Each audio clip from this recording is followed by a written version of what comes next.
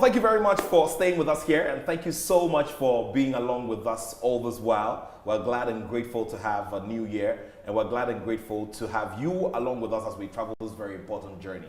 For Ghana, there's a lot to talk about when it comes to sport or international sport, because the 13th Africa Games is coming up in March. We'll be talking about all of that in subsequent editions of the show. But the most important thing for now, and the most important area of focus, is the upcoming Africa Cup of Nations to be hosted by neighboring Cote d'Ivoire. You do remember the story of Ghana, or you do know the story of Ghana. Four-time African champions were not the highest achieving side. Egypt is.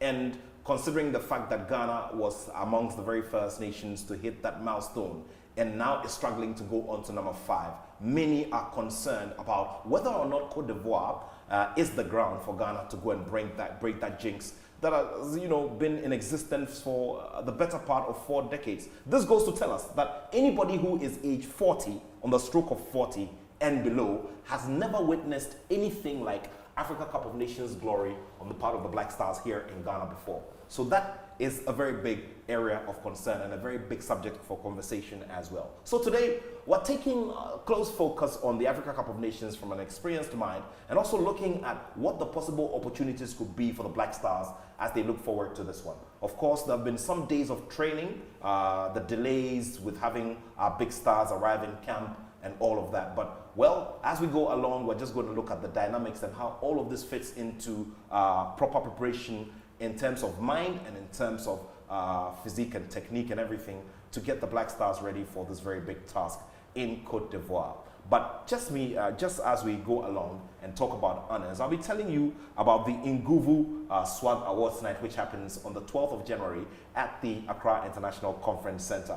Now, the time is 6 p.m. and the theme is the benefits of leveraging the benefits of the 13th Africa Games. Remember, the Africa Games will be hosted by Ghana, and this prestigious awards event will be graced by His Excellency, the Vice President of the Republic of Ghana, Dr. Mahamudu Bawumia. Of course, on the stage as well, the multiple award-winning Kofi Kinata will be there, and the Singathon Queen, the woman who's trying to break the record for longest singing run by an individual, Ifwa Santo-Edwin, will also be there at the Nguvu Swag Awards Night.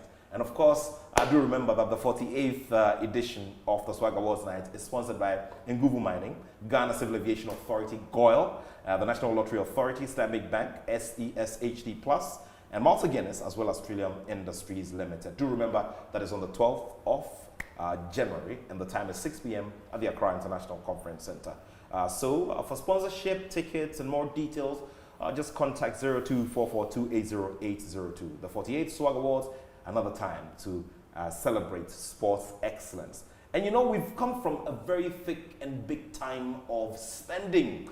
I was just taking a quick look at one of the receipts, like, beverage receipts from one of the events. And boy, oh boy, I don't want to mention the figure. So lots and lots of people have spent a lot of money. I know you out there have also spent a lot of money. But what about I tell you that 10 Ghana cedis can do some magic for you? So with 10 Ghana cedis, you can get free concert tickets, shopping vouchers worth up to 500 Ghana cedis to shop at Melcom, and also get some buckets of juicy chicken from KFC every week. And of course, all you need to do is just, stake 10 Ghana cedis or more with a Game Park game, pick 1 or pick 4 lottery, and this will be entered in a weekly raffle on Saturdays. Remember, it's at 6 p.m. on the Adom TV channel. All you need to do is dial *946# or visit www.gameparkgames.com to play now. Remember, the terms and conditions apply.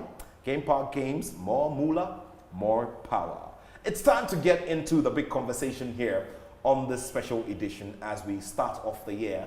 And this fine gentleman has featured for Ghana in 2 editions of the Africa Cup of Nations. One of the finest pair of limbs and finest talents not to have graced the FIFA World Cup, but sure did contribute immensely to Ghana's qualification to her very first World Cup. In recent years, he has focused his attention on the technical end of things, and of course is doing a lot in that area. Previously, he was in charge of the under-18 men's, or the under-18 boys team of Right to Dream Academy, and under which he was able to do a lot.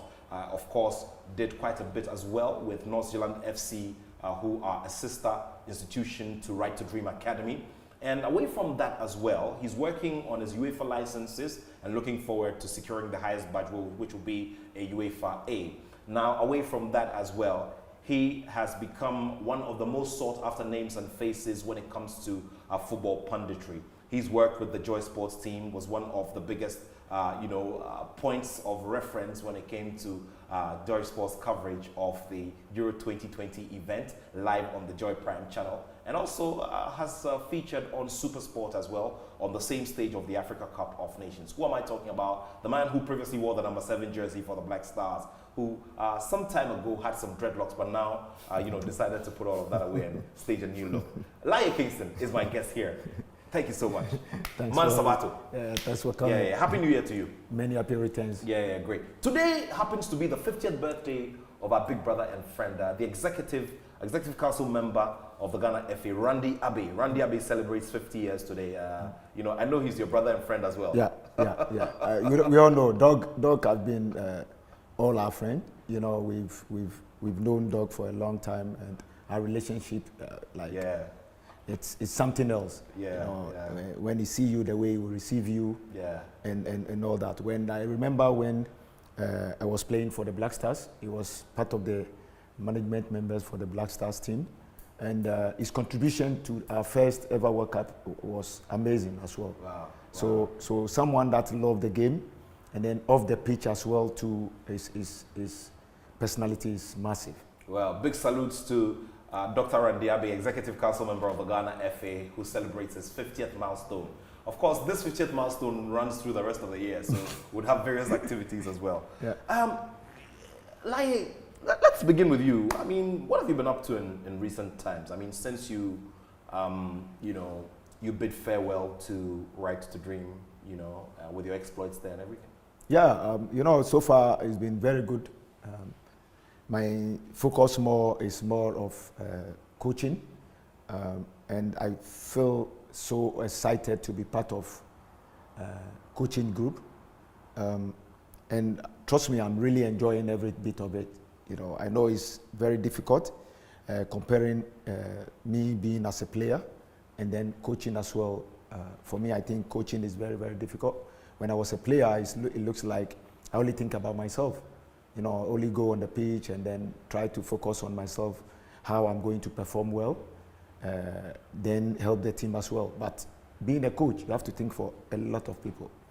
Doing your planning, managing the backroom staff, managing the players, planning your sections, delivering your sessions, doing presentation to the boys before you go on the pitch, having a game plan before every game. So it's quite a work, but if you are doing something and you have passion for it, I think you don't think about the tough times. That's what is driving me. I have passion for it. I can do something else, but for me, I love the game so much to live it. So at the moment, I'm the head coach of the U17s. I came in as an assistant for a short time with the performance that we put up in Serbia. I remember the Serbian tournament. Amazing stuff. Yeah, with the U16s. I think the FA realized and saw that I deserve to be the head coach, and they did that as soon as possible. As soon as we came back, I had a meeting with them, and then they moved me from an assistant to the head coach now. So at the moment, I'm the national under-17 coach, and it's going very well. Previously, the Serbia group, we have regional scouts that scouted players for us, come to Accra. Then we have to pick the best among them. But I had an experience through that, and I decided to go myself this time. And this time, myself and my technical team, we went all over the regions. We went about 10 regions to pick the quality that we believe can help the country. Bring them to Pram Pram, and then now we have 26 players in camp. But there is still room.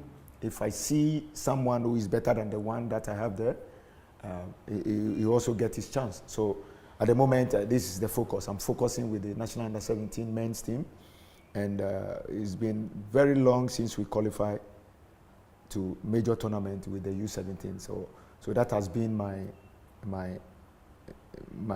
worried that we have, myself and my technical team, we're doing everything possible so that this time Ghanaians will enjoy the under 17 again.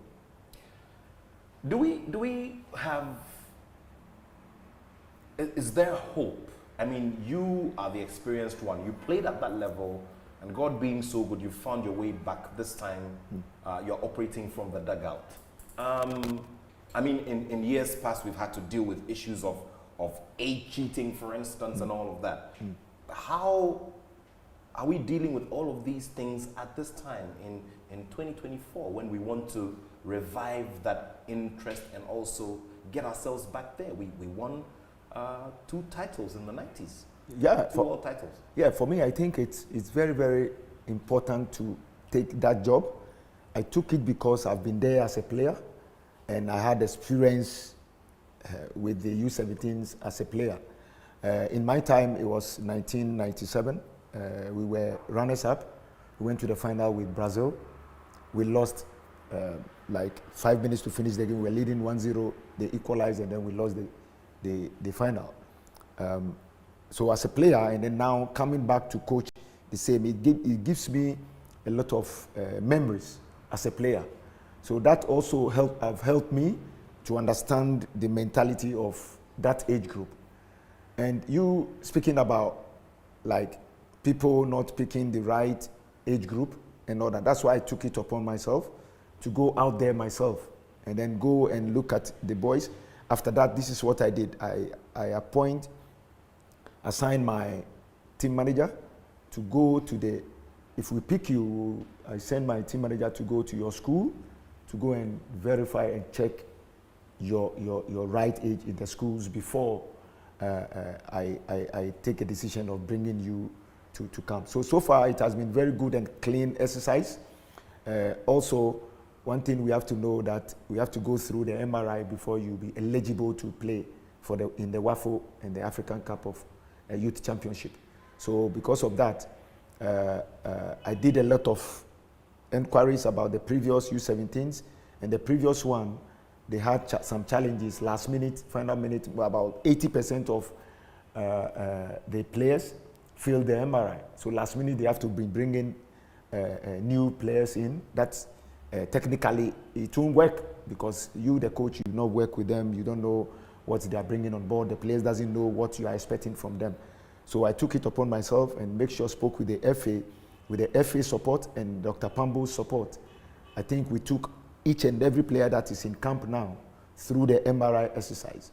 And the target is, if you get 5, we'll still bring you to camp. Grade 5, we'll still bring you to camp, but we have to monitor you till April. You have to go and do it again. Because one thing we should know, the main competition is in 2025. Of course, we have to qualify this year, but the main thing is 2025. But we want to build a team now that in 2025 they will be ready for anything that we put up in front of them. So if you have 4, then you are eligible. 4 downwards, that's the main numbers that we're looking at. But 5, it depends on the qualities that you have. We want to bring you in, and then we'll matter. So at the moment, we have about 6, 7 grade 5s that they are top talents that we are monitoring them. Hopefully in May, again, they do the MRI, and then if they still in 5, then they still stay in camp. But for exercises and the mistakes we did before, the FA and myself, we've sat down and then we're making sure it won't happen again. Now, we look around the continent now, and the defending champions of the Africa Cup of Nations are dominating everywhere, at every stage of the game. Senegal are now the template. Some years ago, Côte d'Ivoire, took that accolade because of their very effective academy system, their Sek Mimosa Academy and all of that. Now it's Senegal, and Senegal seems to have gotten it right in terms of setting their structures right and everything. Morocco is also getting themselves into the fray. What have we learnt about them? I know you traveled around to monitor some of the tournaments and all. Yeah, for me, mentioning Senegal and Mali as well, it's about long-term planning, which for me, the results that they are getting now, they planned it maybe like 5, 6 years ago. So when you invest well in infrastructure, invest in your coaches, then your coaches can educate players in the country that can play in the highest level. So for me, I think all those countries, Senegal, Mali, Morocco, they invested well in the infrastructure. Good infrastructure will help the coaches to be able to educate the players well. It can develop the players well on good surface. And also educating good coaches that they can come and then pass on positive things to the players, you know. So for me, I think it's long-term planning, and which for me, I believe Ghanaians, we should be exercise patient and have that long-term planning, you know. And I think that's the only way we can have results. Long-term planning, and then also educate good coaches that they can pass positive knowledge to the playing body. With that, then the results will show on the pitch. So I think these countries, this is what they've done. And I'm not surprised that they're getting results, because they're doing the right thing. So you look at us and how we've planned. I'm asking all of these, obviously, because of where we are regarding how much influence we have, or how much the name Ghana resonates among football fans as we prepare for the Africa Cup of Nations, because there's a lot of talk about the planning and structures and all of that, and how it is going to have a telling effect on what we're going to see on the pitch eventually. Yeah, for me, I know Ghanaians are not happy about the team because previous performances have not been. It's not gone well for us, but like you said, we are Ghana. You know, we are Ghana. You go. I always say that everywhere you go in this country, you find quality players in the country. But then again, you can have one thing we should know is like a football team. It's a football team, so we need to have proper guidance to the players that we can guide them to achieve whatever the country wanted to achieve in terms of proper training camp, in terms of the technical team sending the right messages to them, the players getting used to the technical team.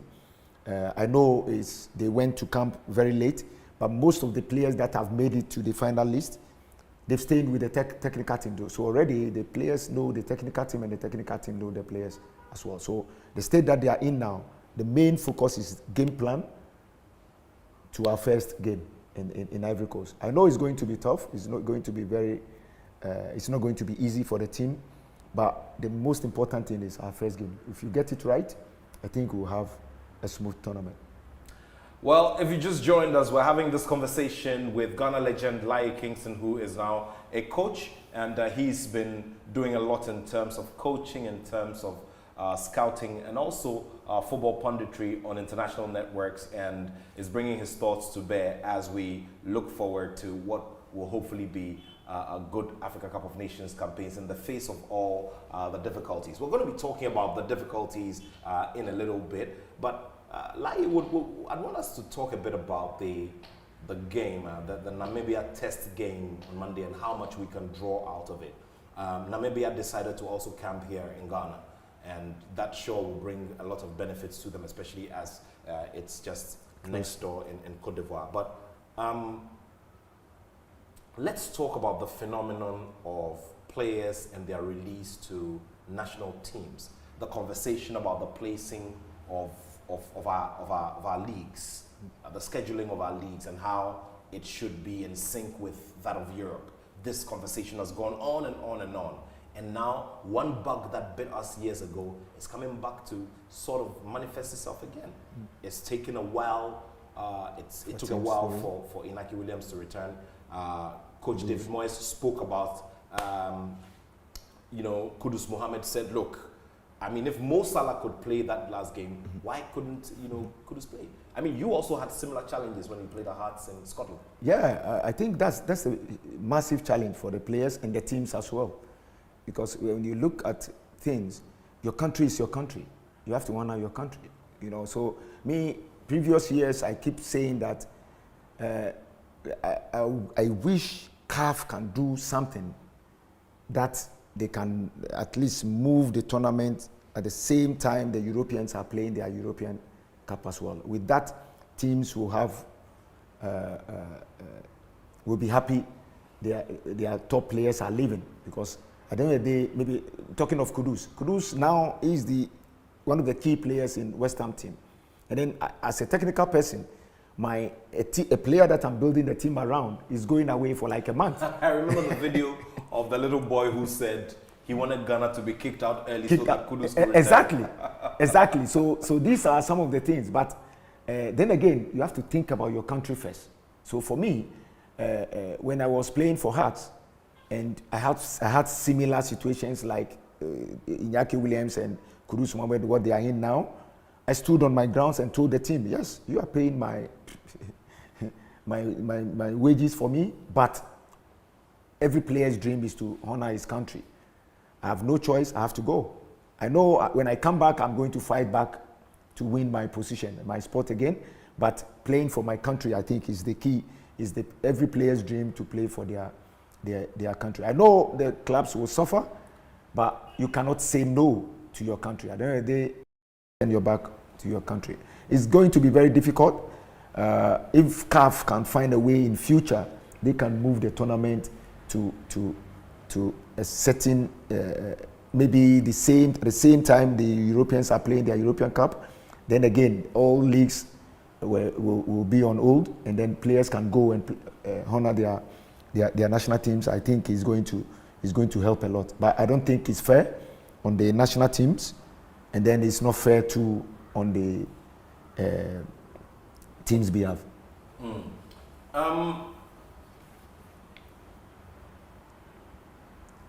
Now, we've had all sorts of situations. We had the Iñaki Williams situation, we overcame it. You know, he was able to do his nationality switch, and then he got the opportunity to play for the Black Stars. Then he started searching for goals. He couldn't get it right at the World Cup. Then recently in a qualifier, he got it right at no less a place than the Bavaria Stadium. It's a massive relief from him, you know. I know the way he's going to feel when he wasn't scoring. I know Ghanaians, the way they love the game. So as for the pressure, Europeans, they understand the game. So Europeans, they will have time for you. But in Africa, the pressure, you have to come and deliver as soon as possible. So I was happy to see him getting his first goal. And hopefully that one is going to open the doors for him to score more goals. But talking about Iñaki Williams, you know, to integrate into a new environment is not easy. So that's why I've taken upon myself, because when you watch people like Junior Gogo was born in Ghana. God bless his soul. Yeah, may his soul rest in peace. Was born in Ghana, but he moved to the UK at a very younger age. So coming back, he already have something attached to Ghana. When you look at most of the players that we're moving to Ghana, like let's say Boateng for instance, we brought him in, and you can see that he's not even played one game in Accra or Kumasi. He comes in, but he will give an excuses and all that. It's not about him.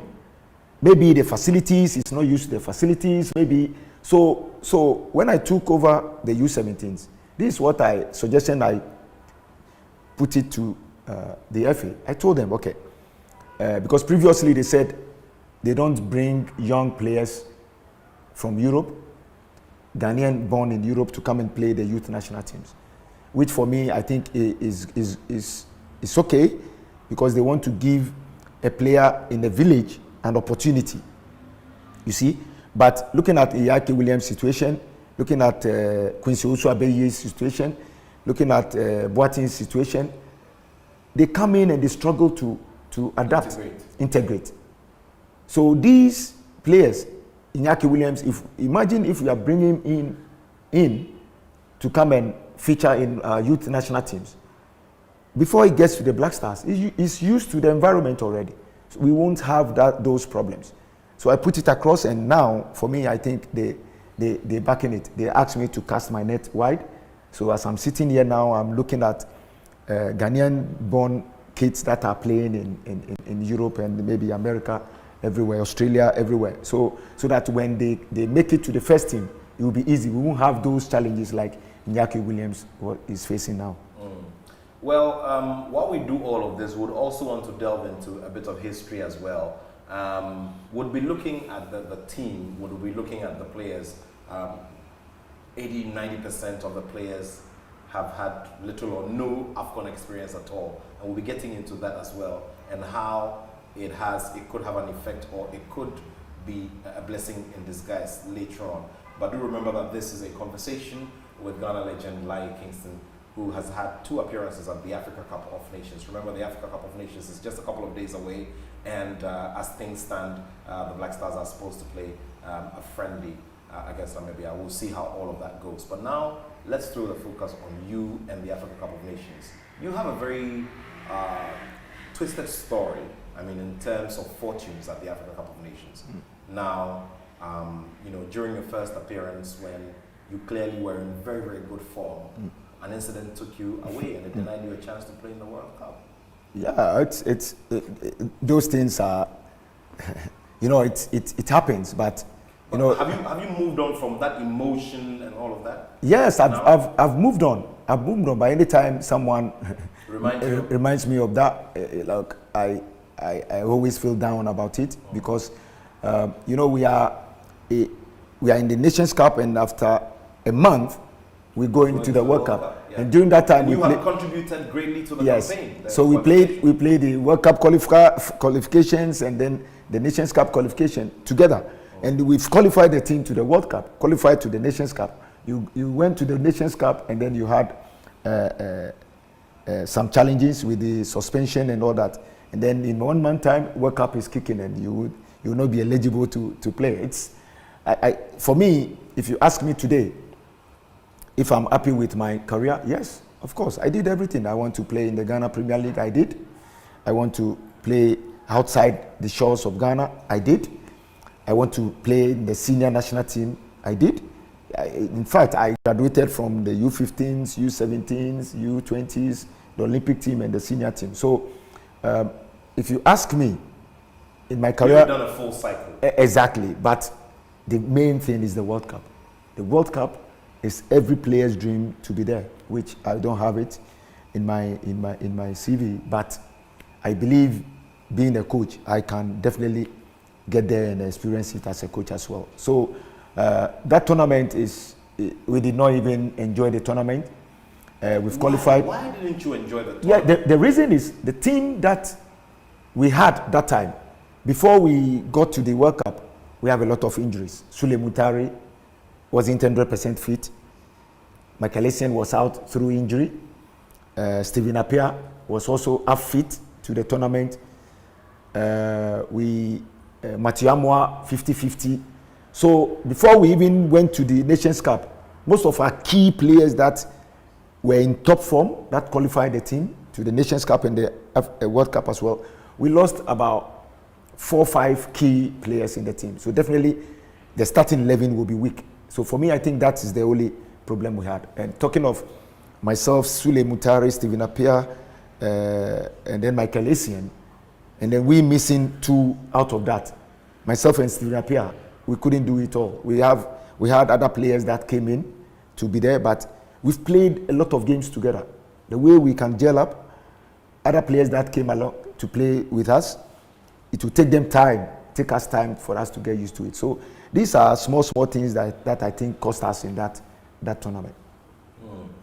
And we couldn't make it into the final stages. So for you, it's more of the injury situation that we got at the 2006 Afcon. That really was the... Yes, we did not have a full strength of players in that tournament. So we probably could have won it if... we were in top form. We've not even draw a game. No, we've not even lost a game. All these players playing together, we've not even lost a game. Apart from we losing our first game in the World Cup qualifier, we won every game till the Nations Cup that we lost to Nigeria and then Zimbabwe. Well, interesting thoughts by the man Laryea Kingston here as we look ahead to the Africa Cup of Nations, which begins in a couple of days. Of course, across board on all of our platforms, we sure are going to be having loads and loads of conversations, bringing you the analysis, the figures, the big moments that you may have missed out on in history. And all of this is to help us also garner support for the Black Stars. So more in the rest of the conversation with the man Laryea Kingston right here. We'll do some messages now. All right, so more in the conversation. We've been looking at loads and loads of areas. Now we want to throw the focus on Afcon 2008, which Laryea Kingston played in. You do remember the issue with his injury. You do remember his heroics in the Ghana-Nigeria quarterfinal game, in which he came in, created some magic, collaborated with Sule Muntari, and gave the late Junior Agogo, an assist to make sure that Ghana won that game in what is a long-lasting sporting rivalry. We'll talk about all of that and current day Afcon, where it is in terms of the value that it brings, in the bigger picture of the world sporting franchises. Okay, so 2008, we had gone to the FIFA World Cup, we had come back, it was good. The experience at the World Cup was great. And then now we had the responsibility of hosting it. And then the biggest casualty was that the talismanic skipper, Stephen Appiah, could not play because of injury. Yeah, it was a big blow to the team. It looks like all the time when we go into a tournament, there is 1-2 major injuries with some key players. 2008, we were very, very confident in coming into the tournament because we've gone like in a winning run without losing a game. Ivory Coast was winning their games. They were in top form as well. We were also in top form, so we were winning all our games. And Ivory Coast too, they were also winning all their games. So most people were saying, they want to see Ghana, Ivory Coast. They want to see Ghana, Ivory Coast. So coming into that tournament, we being host, we had so much confidence. And you can see that apart from our first game, that was very tough for us.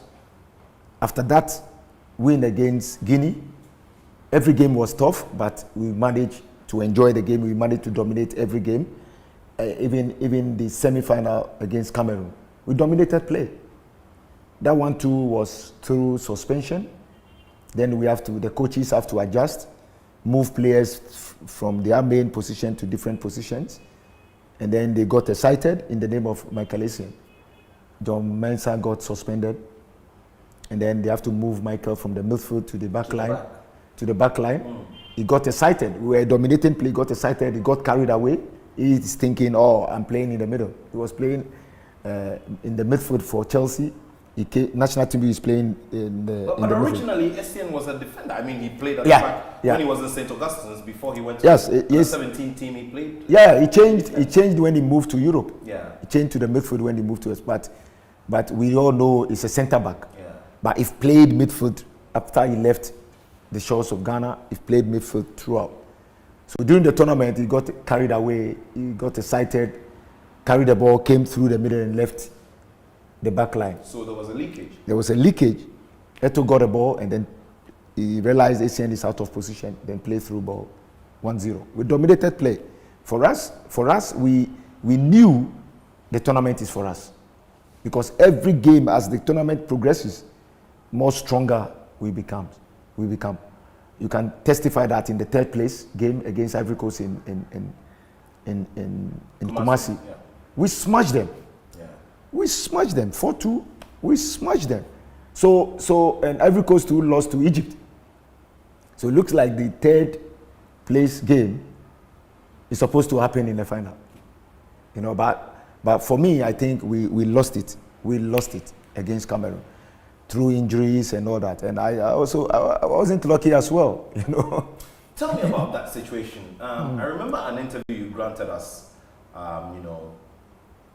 after the second match day, where you confidently stated that the doctors didn't know. It was a very big soundbite at the time. That the doctors didn't know what they were talking about, and that it was your body, and you were very sure you were going to play. And you came in and played in Ghana, Nigeria. Yes, but you see, the situation was before even the tournament, before we even moved to camp, I was injured. I see. European doctors have ruled me out for, I think, 3 months. I see. Because a week before we report to camp, training camp in Abu Dhabi, I torn my ligament in my ankle. I see. I had an MRI, and then I have to stay out for 3 months. and the tournament is like a month and a week away. So for me, I was like, okay, it's done. It's done. But before that, I was in top form. We had a tournament in Ghana, 4-nation tournament. I scored like 4 goals in the tournament. I remember. I went back to my team. And I scored 2 goals.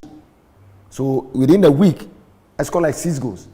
So I remember that Stephen Appiah also played in that tournament. In that tournament, in the 4-nation. He also got injured. Yes, that time he had his operation, and I think he was having challenges, complications after the operation. He's fit, no pain, nothing, but physically he's not. He was having challenges, so he struggled in that tournament. Then he have to go back. That's how come he missed the Nations Cup itself. I was injured with heart, and then I counted myself out. But the FA said, bring him to the camp.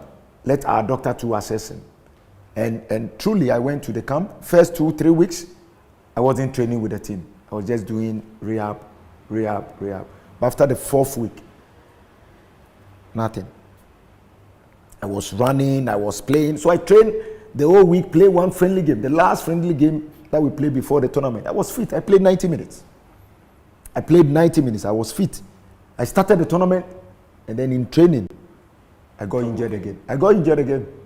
I broke my foot, the bone on top of my foot. Wow. In the tournament again. Your right? My right side, here. Wow.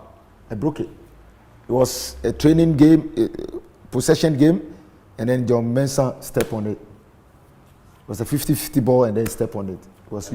And then that was it. I broke it, but... Was this before the Nigeria game? Before the Nigerian game. So how did you? Yes. So this is what I did. I put fresh meat. I cut fresh meat. I was told about that. I wanted to be sure. Yes. Fresh meat. Yes, fresh meat. Who taught you that? We had a physio from New Zealand in my team in Scotland. And then he told me about this, because I saw him use that on one of our players, and the player played 90 minutes without any issues.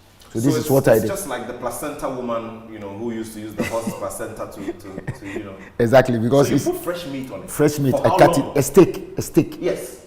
A steak. Yes. So before I bandage, I take like this and then put it on top of the injury and then bandage it.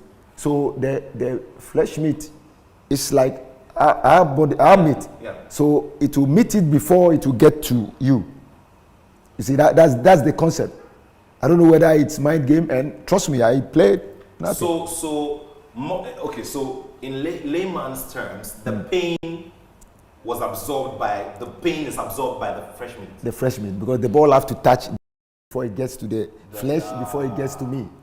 I see. That's the idea. Because I asked questions about why you doing that.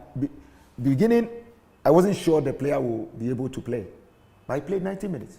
I asked him, "Are you okay?" He said, "It's okay." So the moment I got injured, then I said, "Okay." So I called him, and he said, he showed me how to go the process, and I did it, and I'm fine. I played against Nigeria with that. Yes, and then how did you inspire yourself in that game against Nigeria? I mean, that was like a World Cup final for everybody in Ghana, and I'm sure that in Nigeria as well it was the same. I mean, the sporting rivalry around any Ghana-Nigeria fixture is something else. I mean, look at what's been happening with the Cook-a-thon for the Guinness Book of Records. It's just crazy. Exactly. Football is always crazy. Look at the recent World Cup qualifiers as well. What was it that gave you energy and that tough mind? Because you came into that game and we saw somebody with massive confidence, and I was wondering where you got that from. Like you rightly said, Ghana, Nigeria, we are brothers. We are family. We love each other. Everywhere you see Ghanaian and Nigerians, all over the world, they click more than any other country. Sure. So at the same time, we love each other, but at the same time, when we are fighting over something, that pride have to come out. Yeah. Everything we do, it doesn't matter anything. We want to use pride, you know. Because of the pride, we have to go all out at each other. But don't get me wrong, we love each other. Off the pitch, off the battles, we love each other, you know. And like you rightly said, every game that I've played against Nigeria, for me, is like my last one. For me, it's like my last one. Because every team I've played in Europe, I have at least 1 or 2 Nigerian players in the team. And before we even come, the argument have started already. You know, that time, Wanyama, their goalkeeper, he was playing for Hapoel Tel Aviv. I played for Hapoel Tel Aviv. I left, and then he came in. So I have friends in the team. I have friends that works with within the Hapoel Tel Aviv sector. So before the tournament, friends called me and said, Wanyama said, they're going to smash us and all that. So me coming into the game, I was ready for him. Especially the game we played in London. That was Laryea Kingston against Nigeria. Yeah, before the game happened, game. Yeah. Wanyama, if boasted in Israel, Vincent Nyama, if boasted in Israel that they're going to smash us and all that. I even spoke to him on the phone before he left to the game. So me coming into the game, I know I have something to beat, you know. So I get motivation from those things because of where I grew up. You know, I like the challenges. I don't want you to be nice to me. When you're nice to me, that's my weakness. I see. I want the challenge. I want someone that can challenge me, someone that can push me to the wall. Then that brings the best out of me. So that moment when the substitution was done and you were introduced into the game, I mean, I even saw the way you jumped when you were coming onto the pitch. I mean, it had all sorts of, you know, subtle meanings and all of that. I mean, you were fired up, and I'm still wondering who you spoke to or what. Okay, what did you tell yourself immediately the switch was done and you were on the pitch? What did you? Yeah, you know, I always say footballers, we are also entertainers. And looking at the crowd like that, and during that time, before coming in, I can see the crowd was a bit down. Because it was 1-1 situation. We scored they score first on penalty, and then we equalized. Equalized with the header. With the header. Yeah. So it was 1-1, and I could see the fans, they started to panic because we play in Nigeria. There was a lot of tension. I was in the stadium. A lot of tension and all that. So me coming in, I know if substitution is happening, they are bringing you in to change something. So I've already psyched myself up. Okay, the coach is bringing me in because he knows what I'm bringing on board. I have to come and change something. And then I look at it, and look at the crowd. Now, we are entertainers. I have to ginger them so that the support will be more because they were down. They were down. So that's why I try to do those antics.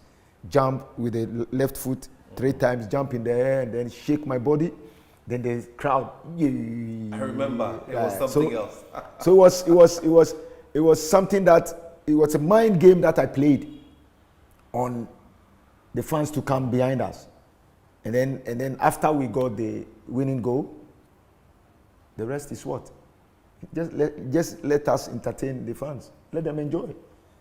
That's why I told John Pence, hey, let's keep the ball on the side.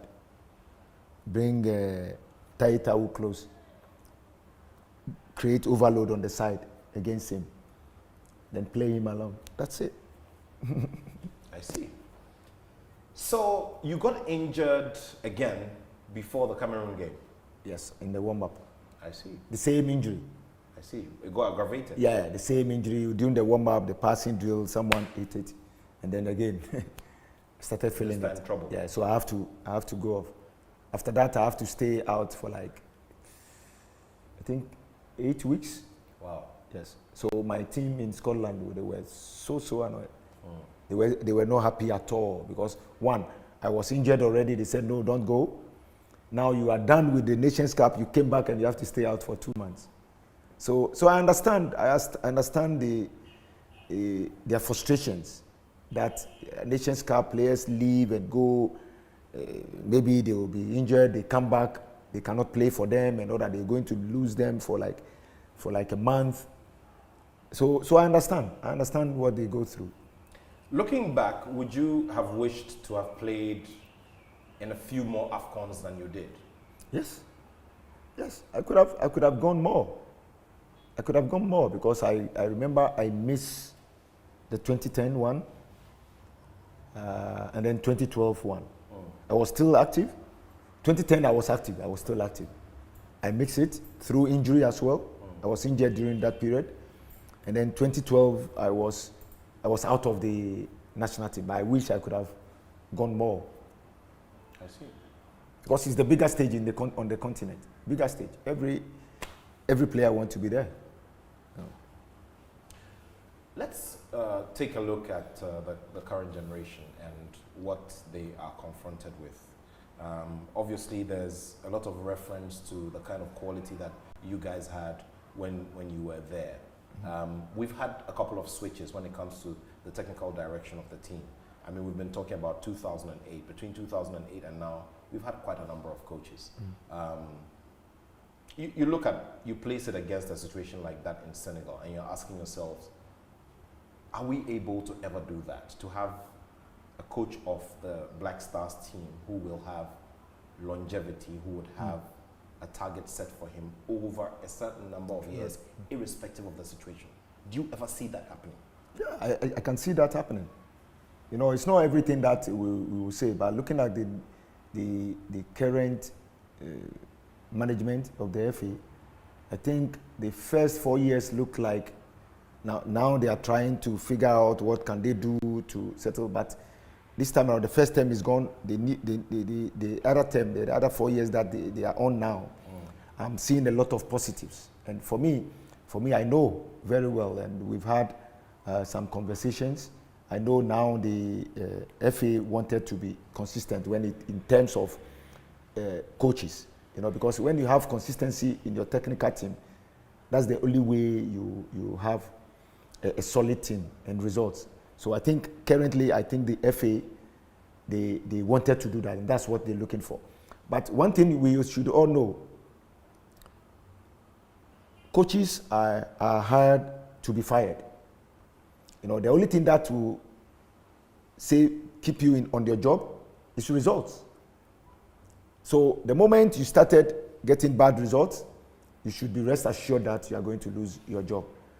But then again, the FA have to have confidence in the team, and the coaches too should present something to the FA that they are competent enough to be given time. You see, so if you let the FA understand that you are competent enough, or the FA see that you are competent enough, then they will have confidence in giving you time to stay there for a long time. So I think the longevity is the key. The FA should believe in the coaches that they have now, whoever they appoint. They should believe in them and then rally their support behind them. And I think every coach have something that he's bringing on board. If the core of the team get used to him, he gets used to them, the results will come. There's been talk about, the current regime and how, it's been tough. So loads and loads of people express different, thoughts from time to time. But here we are, we're in the saddle, and Coach Chris Hughton will be in charge of the team at the Afcon. I don't know if you've had any personal encounters with him, but I don't know what you also make of what has been done so far in the current scheme of things. Yeah, for me, it will be a disaster for us to change Chris Hughton and his backroom staff now, because we don't have time. I know beginning like a month ago, a lot of speculation that he's leaving and all that. For me, I was like, no, don't leave, no, don't leave. That's what I was praying for, because it will be too late for every coach to come in. It will be a magic for the coach to come in within a month or 6 weeks. 6 weeks is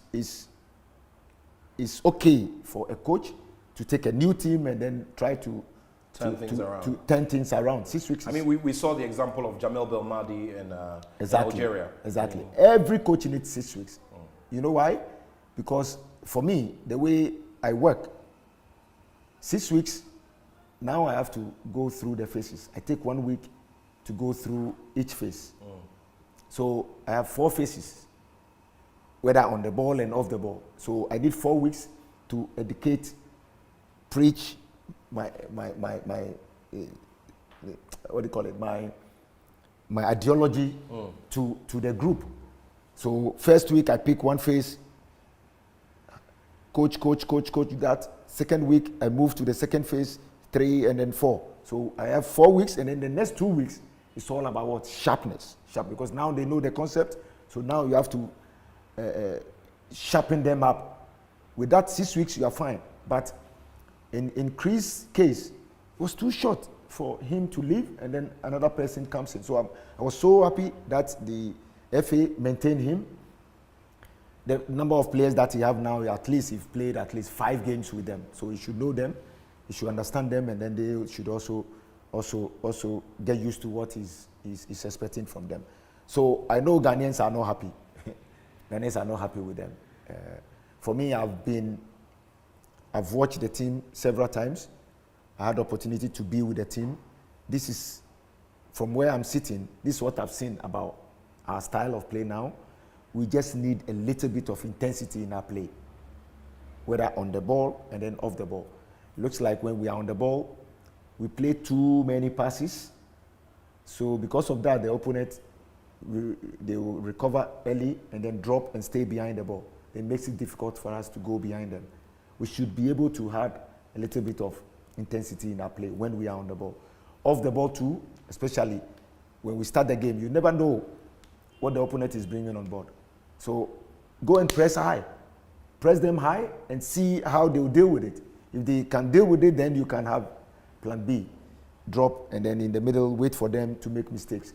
But beginning of the game, go press high. Go press it and see if their back line have confidence to play.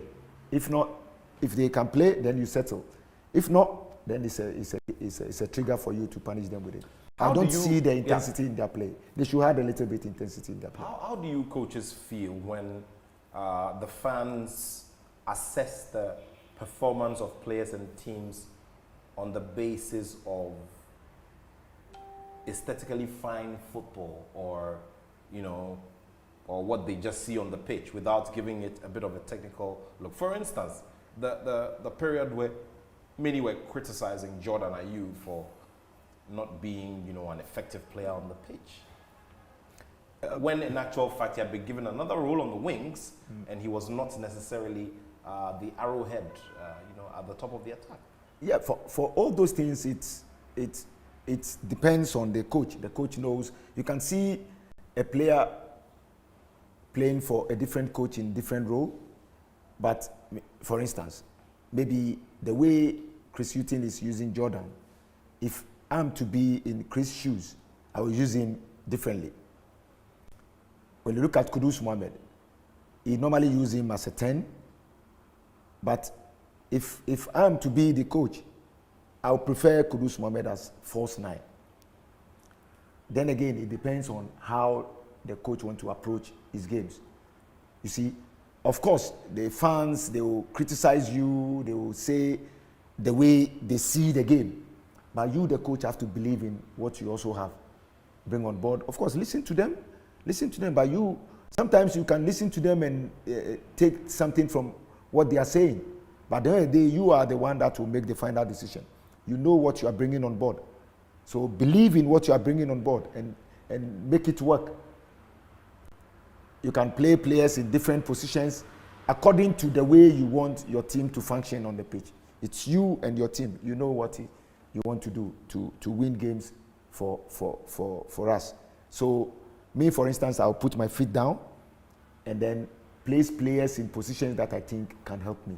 And trust me, the moment the players are used to me and I'm used to them, trust me, definitely there will be results happening. So it means that there is nothing like lack of commitment on the part of players to die for the nation, in quote, or for want of a better expression. No. Because that's what, when you understand, in the last couple of games when things have not exactly gone right, that is what you heard the fans say, that it's lack of commitment. It's not that, it's rather the inability to play, a high intensity game. Yes. For me, I don't think it's player commitment. because every player that comes in, he wanted to come and play and do well. You know, for me, I think every player that comes in wanted to come and play and do well for his country and then for himself. You know, the only thing that I can say about it is how the coaches can use them, and they should have a little bit intensity in their play. The moment they had intensity in their play, I think they can cause problems. I see. Well, we are just having this conversation with Coach Laryea Kingston. He's been there before on the stage of the Africa Cup of Nations, and he knows exactly what it is like to be wearing the national jersey at that time. As we get ready for this tournament, there's one other thing. It's all part of the mix. It's the subject of jersey colors. You know, there are those who there are days when I receive calls and people are on the phone with me for 10 to 15 minutes discussing the jersey color, the choice of the red, the white, the yellow or gold, and how we have drifted from using yellow as our main color to others, and it's not helping. What about you, the players? Do you ever feel extra energy when you wear certain colors on the pitch? Or do you feel, for instance, there's always been a certain myth around the red jersey, for instance, since we started using the all-red jersey. One time we used black. Yeah, we used black against Zimbabwe. And we lost the game. We lost the game. Yeah, I remember. Ever since, we've never used black before. Yeah, I remember. It was at the Afcon in 2006. Afcon, yeah. For me, everyone with his beliefs. But tell me about, let's begin with that particular game, because it was nouvelle for those of us of that generation. We had never heard or had never read about any Black Stars team wear black. Yeah, we've never used that color before, but that year Puma did made a black jersey for us, and that time we felt that's the color we want to wear.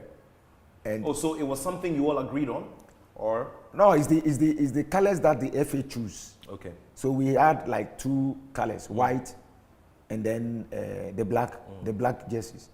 We've used white in 2 games. Yeah. And then So our last game, we wanted to use the next color for people to see. Trust me, if we would have won that game, nobody would have said. We probably would have even said that black was a better jersey. So for me, I don't believe in those things. You know, it doesn't matter. It depends. What really matters is your preparation to the game, and you coming on the match day and performing well. Jerseys doesn't.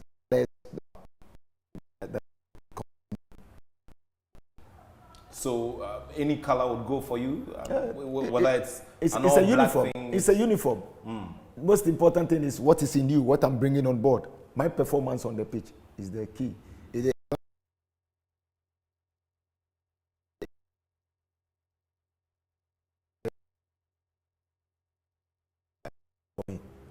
My main thing is coming to play a game, perform well, and get a win.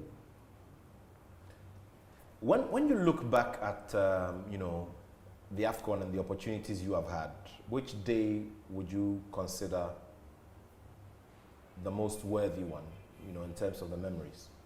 I would say when Ghana hosted the tournament here.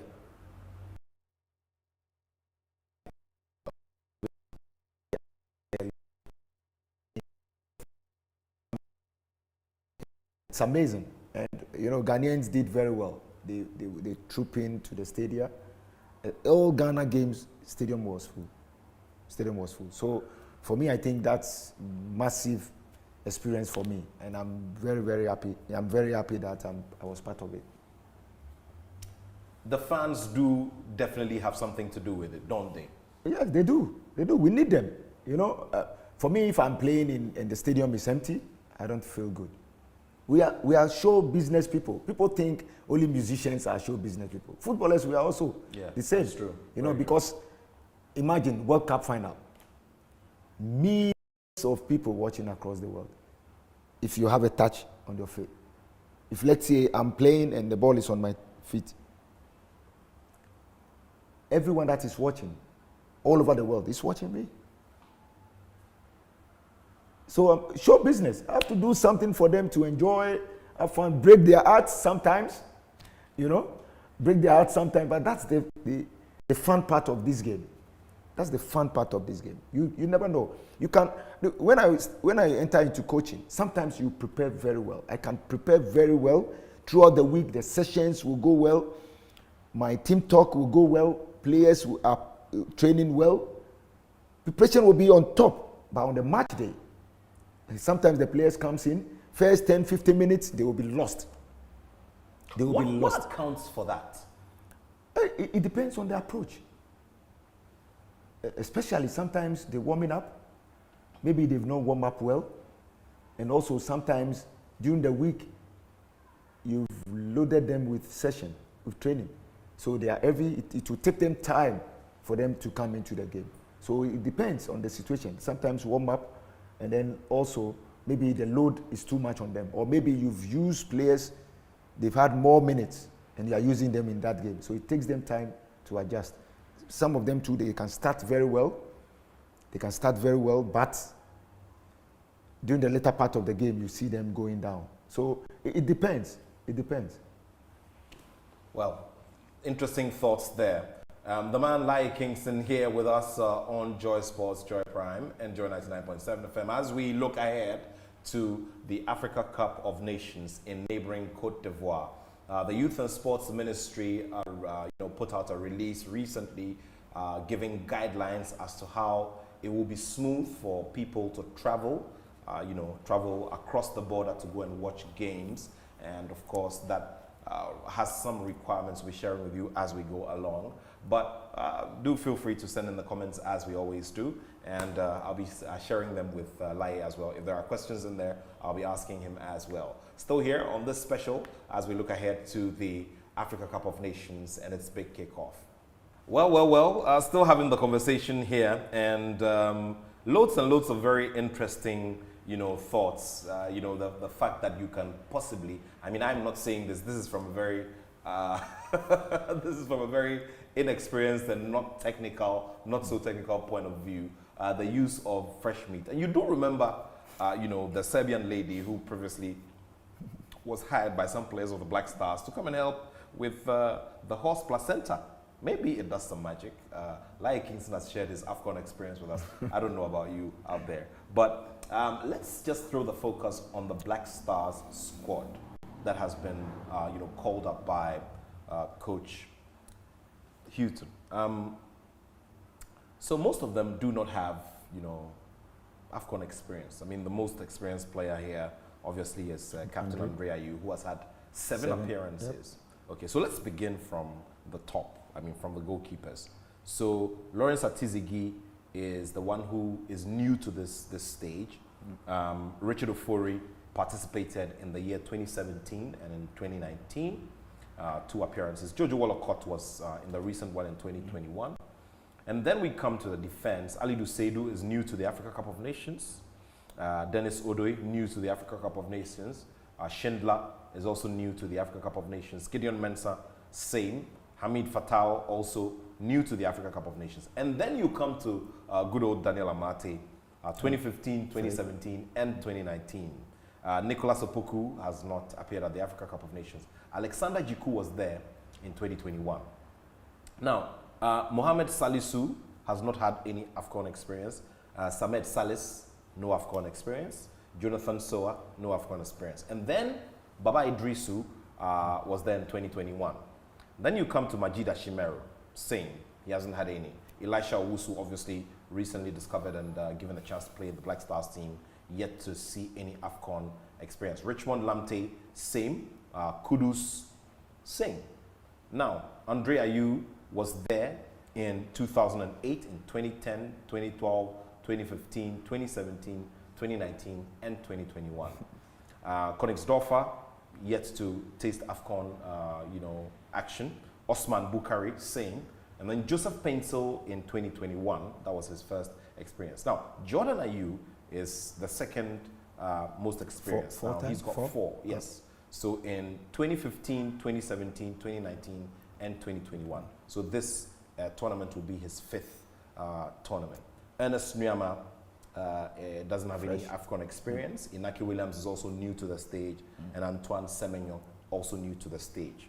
So now question is, how do these players, I mean, what are the advantages and disadvantages? There are those who say, look, they go in as greenhorns and they don't have anything to worry about because they don't know the intensity of the stage, they don't know anything, they're just playing their game and that could get the best out of them. Some also say that once they get there, the inexperience counts.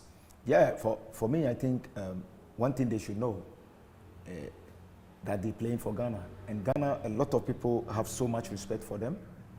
And Ghanaians are also expecting a lot from them. You know, they know. They've come to Ghana, they've played qualifying in Ghana, so they know how Ghanaians love the game. You know, talking about experience, each and every player that is in the squad now have played a lot of games in Europe. They've played under a lot of pressure. So talking about pressure and all that, I don't think we will have, the players will have that on their shoulders. One good thing that Chris did is him bringing Andre Ayew into this squad. You can tell from the players that they have, the inexperience are a lot in the group. So you need someone like Andre that have seen it all to at least be part of the team. At least, even if he's not going to be a starter, he should be around the team. He can sit with them, motivate them, share stories about the Nations Cup. All these can help the fresh ones that are in the squad to at least have a little fair idea about what they're going to meet out there. Looking at the tournament itself, I know Ivory Coast have improved their infrastructure in terms of hotels, in terms of the pitches. I've seen one or two pitches that is going to host the tournament, and the pitch is amazing. It's amazing. So looking at it, I don't think those things will affect them. But you cannot, experience is very important. I agree with you, but we have someone like Jordan who have seen it. You have Andre who have if he goes to this tournament, I think, if he feature in this tournament, I think he will be the highest appearance player, together with player in Africa. Yeah, so, the likes of Rigobert Song, so for me, I was so excited to see him being part of the team so that he can at least achieve something before he leaves the national team. You know, so I don't think they are going to have problems because of their first appearance, because in their clubs they play in front of a lot of massive fans. So this won't be a problem at all. So let's talk about a few of these individuals. I mean, we've spoken about the Kudus situation and you know, the fact that in the last 24 hours there's been a lot of talk about how he's still receiving medical attention and all of that. I mean, we've gone through this kind of phase before when at the point we're looking so badly for Michael Essien at the Afcon and we couldn't have him because of injury. How can this affect the team? I mean, in the unlikely instance of not having him, I mean, within the next 24 hours, not getting anything positive, is there going to be any effect? Yeah, massive blow for us. Because Kudus now is in top form. He's someone, if I'm a coach, I'm going to build the team around him. No doubt about that. I'm going to build the team around Kudus Mohammed because he's doing very well in his club. You know, the criteria to call national team players is they performing well in their club. And Kudus is doing that at the moment. So for me, no doubt about it. If he's not part, if he cannot make it, or he's not 100% fit, it's a big blow for the team. Because at the moment, currently, he is the one that we have to look at, you know, because he possesses a lot. Okay, Norma is there. Norma is coming in new. He's had very good games with the Black Stars as well. But Kudus Mohammed is the name now. Is the name. Is someone that is going to drive the team as well. You know, so and he we came need him from your old stables at Right to Dream Academy. You know, Right to Dream Academy with Kudus. I think they had a very good plan for him when he was young, and I think they've helped him a lot to develop well, and his choices as well. I think that's what have helped him. Someone will say, okay, from Right to Dream, go to Manchester United straight. But Right to Dream was very patient. They moved him at the right time, at the right moment, put him in FC Northland. express himself there, get some number of games. He had opportunity to come to England since, but him and Right to Dream made a choice. No, this is not the right time. Let me go to another school, which is Ayers. Go there 1-2 seasons, then he's ready. He's ready to go into the bigger stage. And you can see the moment he gets to the Premier League, he's ready. And he's smashing a lot of people, you know. So for me, I have no doubt about his abilities because I saw him when he was young. I saw what he can do. When he was young, he can get a ball and he will dribble the whole pitch. He can decide that I'm dribbling everybody on the pitch. Sometimes coaches will get angry and say, hey, I passed the ball. But he wanted to do it. He wanted to do it. Right to Dream gave him the freedom to express what is in him. And I think that's what have helped him a lot. And with the good guidance, a lot of right people around him have helped him to progress gradually. And I think he's doing very well now. So clearly the spots of experience hinge on Andre Ayew, Jordan Ayew, you know, Richard Ofori, and Daniel Amate. These are the pillars of experience in the team. Yes, and when you look at it, we have all the departments in it. Richard Ofori at the back, the goalkeeper side. Daniel Amate, defense. The spine, you can see that. Andre can play as 10. Jordan can play as number 9. So every department, you have one player there. You come to the midfield, Andre is there. The back line, Amate is there. The goals, we have Richard Ofori there. Up front, you have Jordan there. So for me, I think it's good with all the departments. We have an experienced player there. So if it's on the pitch, you can guide them in that aspect.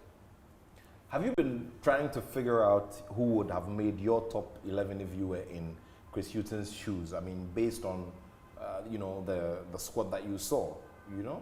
Have you ever tried to sit back and just think, oh, maybe I'll put this one here, I'll put this one there? For me, no, I will not say I can do that now because I've never been close to the team and I've not coached them before. If I coach them for 2-3 days, yes, I will know who. People will think, oh, the starting team that Chris have used about 3 games in a row, the same team I should be using. I would want us to talk about that because, you know, this is something that the fans always, you know, and we pick a lot of feedback from the fans. Okay, I mean, a lot of them feel that, I mean, consistency, and like they always say, if it ain't broke, don't fix it. We need some consistency, and it's based on the consistency because we see it with other teams. I mean, other teams were able to say who starts and who's at the top of the attack. Yeah, consistency is very key, especially in the team. When you're building a team, you need a solid players that you know that, okay, if you are coming into the game, at least if you've changed and not changing because of performance, but changing because of maybe workload, maybe you've played more minutes, you want to rest him, to give him some minutes, you're changing, fine. But trust me, when you're building a team, you should have at least 13, 14 players that you know when you wake up every day, these are the players you go in with. You know, and then you can build the rest from the back. As for consistency is the key. Players playing together for a long time, they get used to each other, and you, the coaches, let's talk. Because even if in your training session you put up cones, you set up your area, the players will look and then look at what you've done, and they already know what we are going to do. So it helps you, the coach, to get your job done easy for you because they know you. You also know them. Unlike maybe every game you've changed like 5 players, even your coaching point going in is a problem. But the players get used to coaches' coaching point.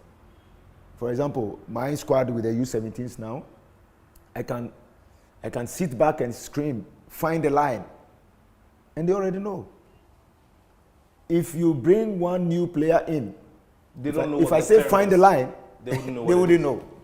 They wouldn't know. So consistency in the team is the key. And when you are being appointed as a manager to come and coach a team, first 2-3 weeks is very difficult Because now you have to preach what you are bringing on board to them, and they also have to get used to you. But after that, makes it easy because they will understand all your coaching points. Now, ahead of this tournament, I know that there are loads and loads of predictions that those who have seen, teams perform based on which they want to do some projections. For instance, at the last edition of the Afcon, everybody was talking about Nigeria and how Nigeria looked so strong. But then everybody was given wrong proof, based on what happened at the tournament. As we go into this one as well, the World Cup and what has happened there has given Morocco a very good image in the eyes of all the fans around the world. Yeah, for me, I think tournament favors. Tournament is not like a league match that you have to play like 32 games before you be crowned a champion.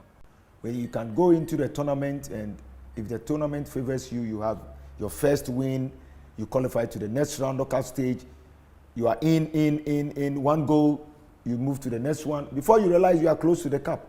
We've seen a lot of situations happen. When the Zambians won the African Cup, they were minnows. They went there as minnows, but they find themselves navigating themselves through, and at the end of the day, they won the cup. So trust me. I know Ghanaians are not happy, they don't believe in the team, but they can go out there and then cause surprises. And I have a feeling that this is the time Ghana can win it. This is the time. Because Ghanaians doesn't have confidence in the team. But when the tournament starts, a lot of things can change.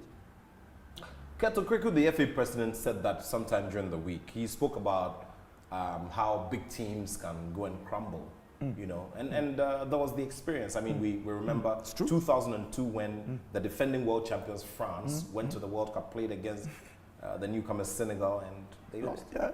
And then even Argentina. Cameroon, yeah. Argentina, Cameroon, yes. Yeah. Maradona time. Yeah. Is it 1990?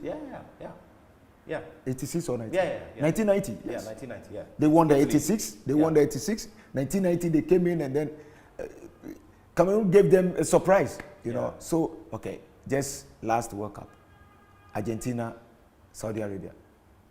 Yeah. Do you believe Saudi Arabia can even stand in front of Argentina for? Argentina went on to win what? The tournament. So for me, tournament, when you get it right, you go in, you win your game. First game is always important. Every tournament I've been as a coach, my first team talk is about win your first game. You know why? Because the teams that you are in the same group with, you share the same hotel. And game day, all the 4 teams will leave and go to the match. When you arrive, the tournament, you meet each other, you see people looking at you, you see body, facial expression, okay. You see, hello, hi. But after the first game, you want to come back to the hotel with your head down. Well, you can't look at, let's say we are in the same group with Nigeria or Cameroon. We've lost our game. Nigeria have won, Cameroon have won. Can you smile can you walk with your chest? No, you can't. You'll be hiding. And that feeling, I don't like it. Because I experienced that in the Nations Cup when we lost our first game against Nigeria in Egypt. The hotel was like a cemetery. I see. We couldn't even eat. We were so disappointed. We were ashamed of ourselves. So this is something that every tournament I go as a coach, every tournament I've been with Right to Dream, and then recently with the U17s to Serbia, my first game is important. And this is what I preach to the boys. You see, we were with the Spanish team, we were with the Swiss team, we were with Serbia team. 2-3 days before the first games, we see each other, we eat together, and then, I told them, okay, now you see them, you're smiling, you're like, after our first games, will you come back here? When you see them, then you'll be down, we've lost. No, we want to have that confidence. So our first game is important. Let's win, and then we come in, when we are eating, you eat, you hear the sound of your plate. Let him hear the sound of your plate. So that gives you confidence to carry on in the tournament. And everything that I've said to them during the tournaments that I've been, we've won all our first games. And after we've won it, gives us confidence to finish the tournament well. What will be the topmost advice from where you sit for the trial game against Namibia? For me, the advice will be the starting team that will start the tournament. Go for it. The starting 11 that I'm going to use in the tournament. Okay. If I'm Chris, I'm going to start those players. And I'm going to give them at least 60 minutes. All of them, 60 minutes. Then the bench players can come and play the rest of the minutes. What's the rationale behind that? Yeah, because they have to have a feel. That's their last game. I don't know whether they will have another game. If that's their last game, your starting 11 should play your last game. So that when they go in and they play in that game, then you can see some corrections. Then the players will know, okay, I'm starting the game. In this game, this is the situation that came in. So that when you are playing the main tournament, definitely, every situation that have happened in a game can happen again. Every situation in every game, it keeps repeating itself. So when you've met it in your last friendly game before the tournament, and during the tournament, you see that, then it's easy for you to adjust and adapt in the tournament. So go with your starting team in the last game before the tournament. Go with your starting 11 when you're playing your last trial game ahead of the tournament. The words of Laryea Kingston here as we look forward to wrapping it up here on the show. But we'll do a quick run through the groups and take his thoughts on where he sees, the tide turning in terms of the excellence and in terms of the big entertainment and the big goals as well. So in Group A, it's the host Côte d'Ivoire, Equatorial Guinea, Guinea-Bissau, and Nigeria. Wow. That's for me, I will look at Côte d'Ivoire and Nigeria going through. They are big guns. You can't take anything away from them. I know they've no surprises. No, you don't, because Nigeria have also had their issues. You do remember the loss they suffered to Lesotho in the World Cup qualifiers and all the troubles. Yes. But I don't see Nigeria going down in that tournament. Nigerians, you can see every tournament they come in and then at least move out of the group stages for a long time. They've maintained that. So I don't see them going out. Ivory Coast, they now building their team and they bring in a lot of young boys in the team. So they have a very solid team. Most of their players are playing actively in one of the most of the big leagues in the world now. So I see them going through. That group, I think these two will go through. All right, let's look at our group, Group B, and that's Cape Verde, Egypt, Ghana, and Mozambique. Now a lot of countries are playing. Yeah, football has changed. Football has changed. Mozambique, because of their physique, I think they can cause. They can cause problems with all the teams. Tactically, understanding of the game, their game knowledge, I think the other teams will be a little bit ahead of them. Looking at the teams, I will go. I know Ghanaians, we are not happy, but I can't turn my back on my country. So I think Ghana and Mozambique will go through. You're not giving Egypt a chance? No. Why? I know you are surprised. Most people will be surprised because Egypt, they know how to play tournaments. Looking at the Egyptians, most of their players play in Egypt. And their league is not competitive anymore because they've stopped the fans from going to the stadium to watch the games. So it's not entertaining. It's like their players are playing behind closed doors. Almost all the games in Egypt at the moment. So them moving and coming into the tournament and seeing bigger crowds all over again, I think it's going to have effect on them. Okay, interesting stuff there. Well, in Group C, it's Cameroon, the Gambia, Guinea-Bissau, and Senegal. Cameroon, Senegal. Cameroon, Senegal. Yeah. Any day. Any day. Cameroon, Senegal. Cameroon with Attoh. Vincent Aboubakar is the man, the experienced man there. He's leading the charge. Yeah, so Attoh, with Attoh, that I know. And Rigobert Song. Yes, they have the character. They've seen it all. They've been there. So they know what it takes to play in this. Attoh as the FA president, Rigobert Song as a coach. So they've seen it all. So for me, I don't think they will go there and then just go out of the group stages. So and Senegal, we all know what they are doing already. Defending champions. They are doing very well. The only thing that I'm not sure with their main man, because of where he's playing, Sadio Mane, where he's playing, his form will definitely drop because it's not competitive like Germany or England. That's the only thing I'm scared of. But trust me, they have a lot of young players around them that can cause surprises. Group D, Algeria, Angola, Burkina Faso, and Mauritania. Algeria, Angola, Burkina Faso, and Mauritania. I will go Algeria and Burkina Faso. Well, recent time, Burkina Faso too, they put in a lot of effort in terms of their coaching. So I saw their U20s playing in the WAFO Zone B, and I could see something has changed. So if the youth team is playing well, I'm expecting the senior team also to do well.